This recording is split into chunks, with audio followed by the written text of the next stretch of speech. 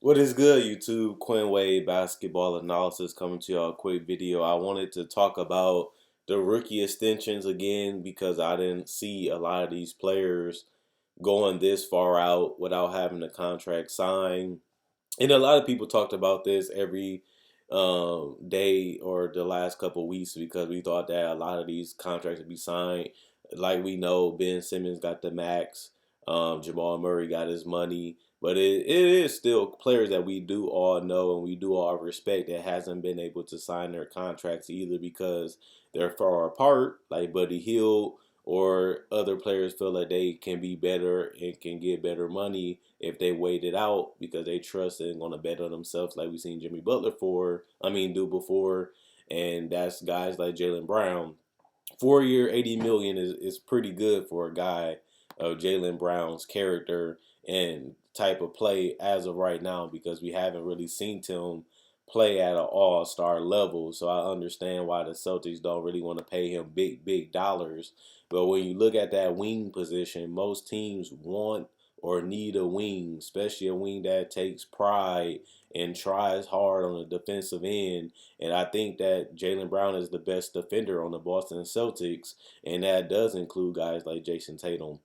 So, in my personal opinion, I still understand why he wants more money, and I understand why they cannot come to a deal because it is very important when you look at it to lock down guys early so that way y'all can stay on the same page. You don't really have to worry about things. Obviously, that's not how it always goes, but when you look at the fact that Jaylen Brown is willing to hold out, it's kind of crazy because I am a Celtics fan. I'd rather keep him around, but Jaylen Brown has been coming off the bench. He's been a guy that has to sacrifice a lot, sacrifice getting touches, coming off the bench, and not really getting that much credit. His numbers are still decent for all those situations. So I'm a guy that does believe in Jaylen Brown. Do I think he can become a superstar player? I think that that's a discussion for another day because he hasn't shown that he can create his shot off the dribble enough to be a 20-point scorer, but he also been a 14, 15-point scorer, which means he's not that far away from it. And he's a guy that, like I said, doesn't get the consistent minutes, continues to get brought off the bench. So if he goes to a team that's going to give him the minutes and give him the opportunity, we don't really know what Jaylen Brown we're going to see. And I think that that's the important part this year is because Jaylen Brown is a guy that can literally get started minutes this year. And without Kyrie and Al Horford, they're going to have to rely on him and use him a lot more, which could possibly inflate his stats. And if he can play the defense like he's been playing overseas in FIBA and playing this year, I think that Jaylen Brown can be possibly more than an $80 million player in 4 years. And it does sound crazy, but Jaylen Brown is a solid player that's very, very young and shows a lot of promise. And a lot of people understand that. And that's why I feel that Jaylen Brown possibly is making the right decision, waiting it out because the NBA is ran by wings.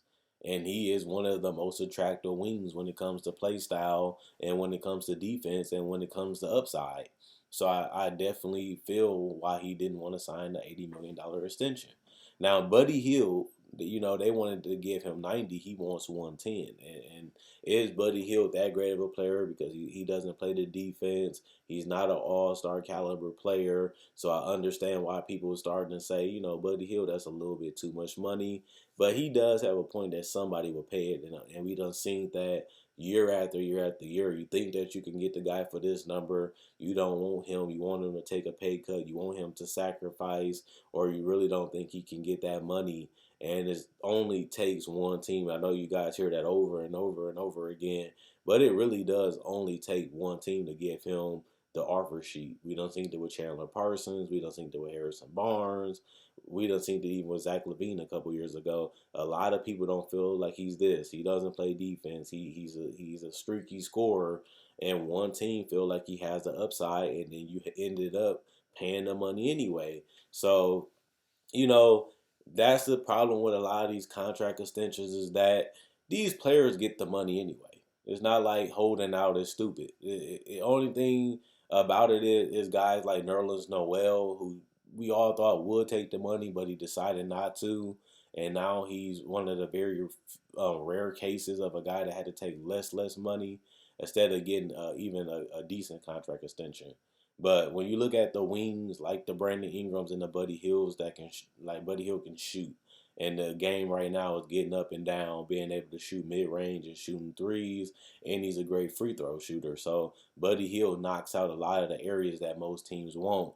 But he also is not a great defender. He's not the best passer. He doesn't really have an all around game. So I can see why Sacramento can feel like he's not worth being paid like a superstar or all star when he hasn't warranted that. And you can also make the case that Buddy Hield is a 20-point scorer. Look at the money that Chris Middleton got. Chris Middleton is the better defender, but Buddy Hield, averaged more points. And he fits better with the Kings. And he's a perfect complementary player to a guy like De'Aaron Fox and Marvin Bagley. So he fits. And he is a great piece for them in this particular team in the way it's built and how they want to play. So it does make you seem like if you Sacramento, this is a guy you should want to take care of. But the fact that they pay 85 to Harrison Barnes, plus they want to pay Bogdanovich, plus they still got to take care of Buddy Hield, it put them in a situation. And then you got to look at it, they still got to pay Fox in the future and Marvin Bagley in the future and other pieces on this team if they want to keep this team together and keep the main pieces. They in a situation where they got to take a sacrifice, just like we seen in Brogdon, and let one of these guys go. It might be Bogdanovich, it might be Hield, but one of them ain't gonna be able to stay. And I can talk about Bogdanovich. He hasn't shown enough to warrant more money. The 52 million, he might deserve 65, 70, but 52 million ain't that bad for a guy that shows that he can be a role player at best. Some people say that Bogdanovich possibly can be a 20-point scorer. That might be true. And I'm not saying that it can't be true because of his style of play and his shooting ability shows that he has that potential. But like I said, depending on where you at, Andrew Wiggins and a lot of guys don't put up 20 points. They done got their contracts, but they haven't really been franchise altering, changing players.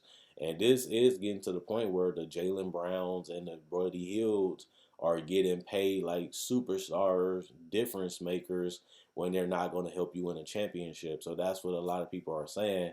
You're paying Buddy Hield 110, and is he going to help you win a title and be that big of a difference maker?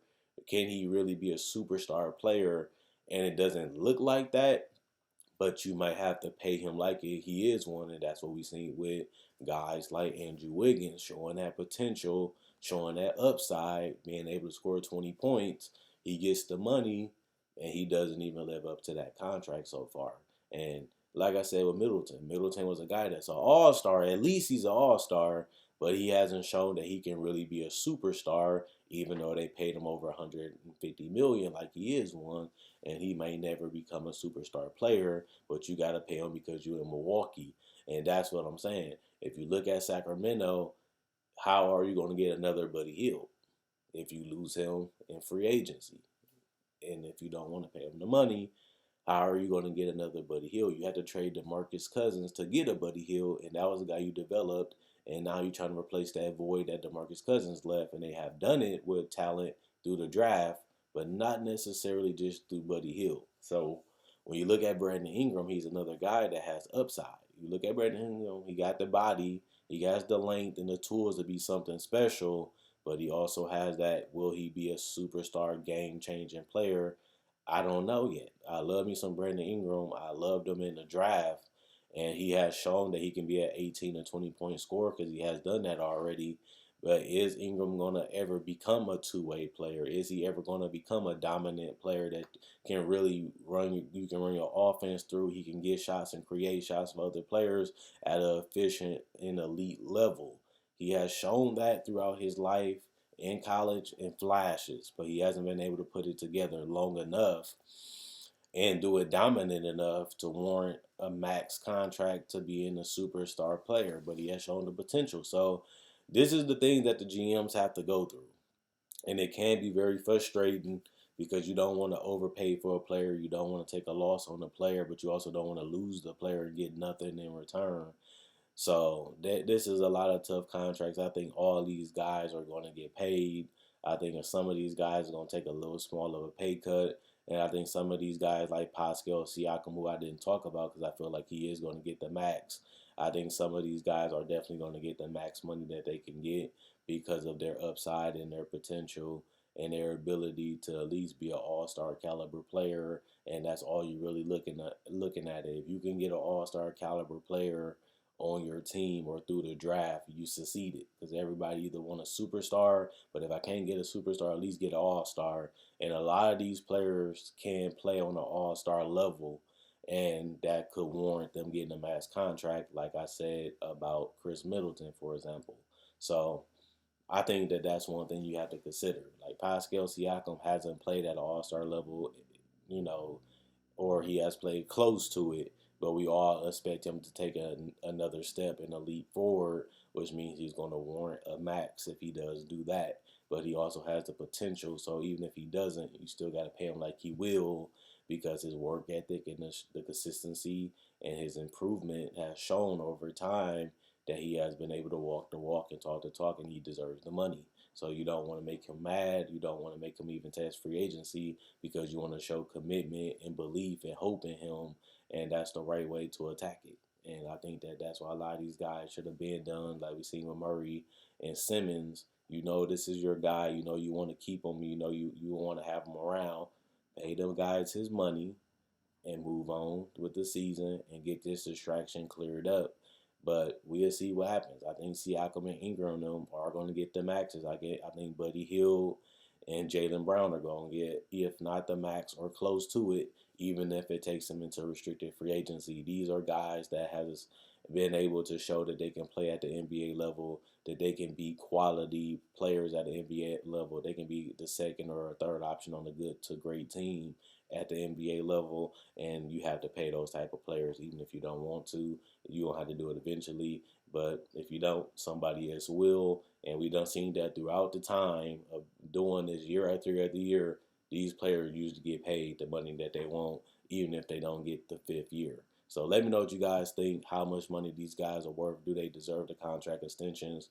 Do you think some of these guys are overrated? Do you think some of these guys underrated? Or do you think that some of these guys is ridiculous for asking for more money than what the teams want to pay them? Or do you think the teams are crazy for not wanting to pay a lot of these guys right now, even though you know that they should be worth the money or close to it, which means you should just go ahead and pay them the money at the end of the day to avoid damaging a relationship. So it is about money right now. It is about success. It is about bragging rights. And a lot of those things are important. But I hope that most of these deals do get done and don't have to worry about going into free agency where they're going to get paid anyway. So you should have just took care of them anyway because you're going to pay them the same amount of money anyway, in my personal opinion. And I'd rather have that fifth year on a younger player than have them for that fourth year and have to go through the same damn thing 4 years later. So let me know what you guys think about free agency and these players in the comment section below,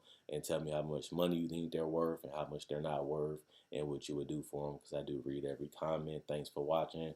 Quinn Wade, Basketball Analysis. I'm going.